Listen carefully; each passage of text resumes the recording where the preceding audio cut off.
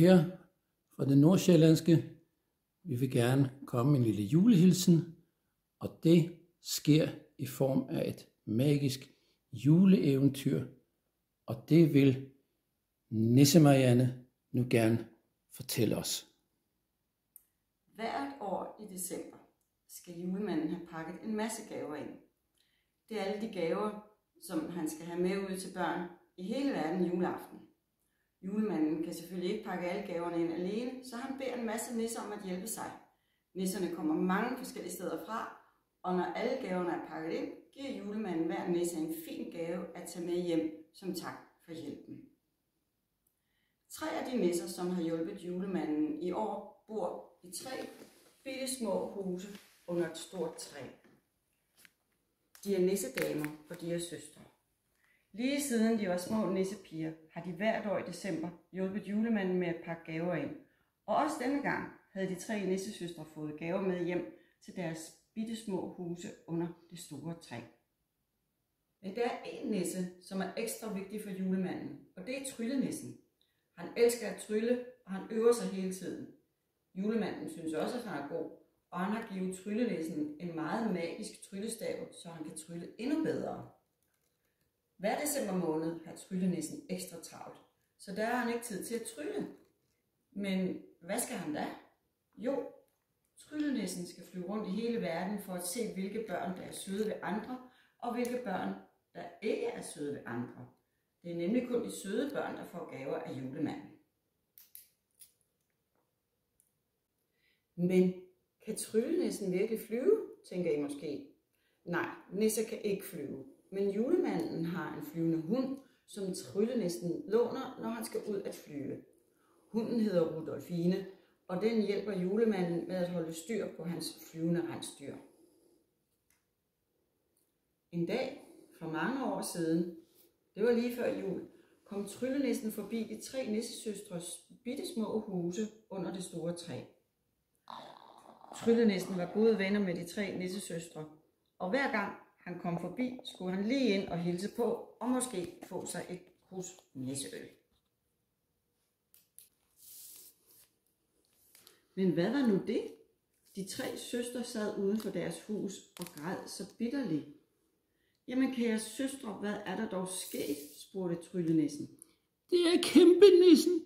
Han har taget de gaver, vi har fået af julemanden, snøftede den ene af søstrene. Han kom her og sagde, at han bare ville se på dem, men så snuppede han dem og gik sin vej, snøftede den anden søster. Og han er så stor og stærk, at vi slet ikke kunne stoppe ham, snøftede den tredje søster. Jamen, hvorfor tog kæmpenissen jeres gaver? Spurgte tryllenissen. Ja, han sagde, at han var træt af, at han aldrig selv fik nogen gaver af julemanden, snøftede søstrene. Jamen, det er jo fordi, han aldrig gider at hjælpe julemanden med at pakke gaver ind, sagde tryllenissen. Søde tryllenisse, kan du ikke hjælpe os med at få vores gaver tilbage? Tryllenissen var egentlig på vej tilbage til julemanden for at fortælle, hvad han havde fundet ud af ude i den store verden. Men selvfølgelig var tryllenissen først nødt til at hjælpe de 3 nissesøstre. Det er simpelthen for galt, sagde han. Kæmpenissen er ikke engang en rigtig drillenisse. Han er bare dum og doven og misundelig. Jeg skal nok hjælpe jer. Tak, sagde den ene søster.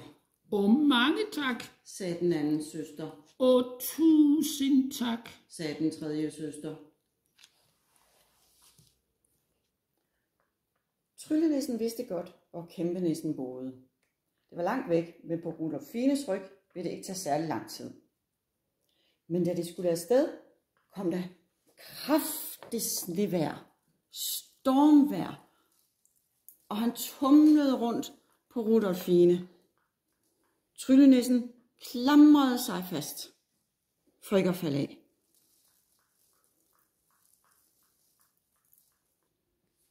Men til sidst nærmede de sig kæmpenissens grimme hus. På lang afstand kunne tryllenissen høre høje snorkelyde. Og da han kom endnu nærmere, så han, at kæmpenissen lå og fik sig en lur lige uden for sit hus. Det var da heldigt, at han sover, tænkte tryllenissen. Men hvor er nissesøstrenes gaver? De må være inde i huset, tænkte han. Men tryllenissen kunne slet ikke komme ind i huset, fordi kæmpenissen havde den ene fod lige ved døren. Nå, men så er det da godt, jeg har min fine tryllestav, tænkte tryllenissen. Og så fløj han hen over huset, og Rudolfine landede så forsigtigt hun kunne. Med kraft fra sin tryllestav løftede tryllenissen og Rudolfine hele kæmpenissens hus op i luften og satte det ned lidt længere væk. Og på gulvet lå de 3 julegaver, som kæmpenissen havde taget fra nissesøstrene. Nu må man være hurtig, inden kæmpenissen vågner, tænkte tryllenissen. Og 1, 2, 3, så havde han samlet gaverne op ved hjælp af sin tryllestav. Han lagde gaverne fra sig på jorden og løftede kæmpenissens hus på plads igen. Men han kom desværre til at sætte huset lige oven på kæmpenissens fod. Au for søren! Hvad sker der? Så råbte kæmpenissen. Kan du så komme her med mine gaver, din lille gavetyv?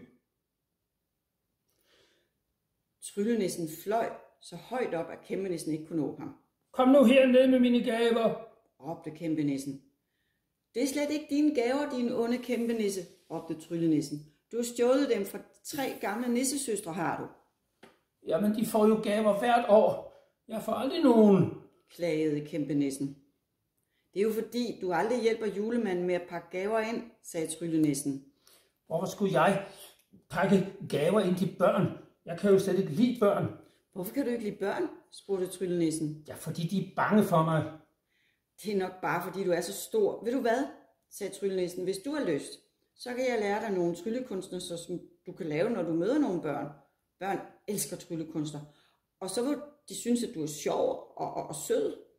Nå ja, okay, det vil jeg meget gerne lære, sagde kæmpenissen. Godt, så siger vi det. Men det bliver først en gang efter jul, sagde tryllenissen, for jeg har meget travlt. Men allerførst må jeg flyve tilbage til nissesøstrene med deres gaver.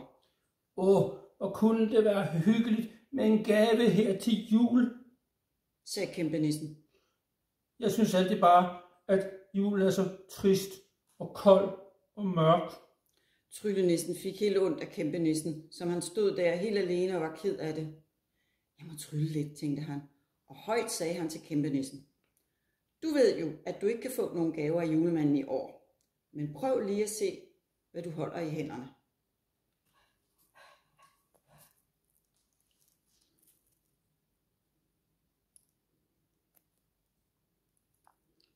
Nej, en stjerne, sagde kæmpenissen forbavset.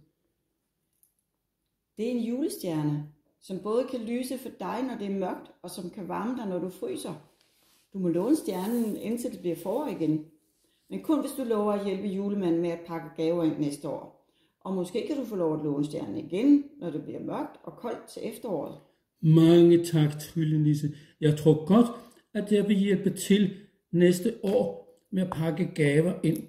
Og sige undskyld til nisserne, og fordi jeg tog deres gaver.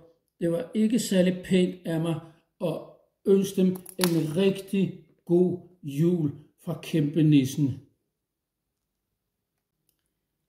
Det skal jeg nok sige til dem. Farvel, kæmpenisse, sagde tryllenissen, og så fløj han tilbage til søstrenes bitte små huse under træet. Og derefter fløj han op til julemanden for at fortælle ham, hvilke børn, der skulle have nye julegaver.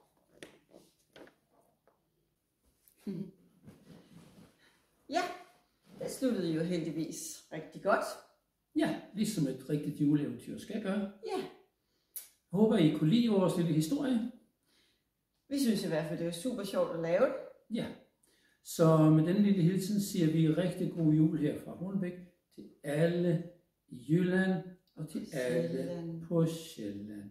Så en rigtig god jul til alle sammen. Er du klar? Okay. 1, 2, 3,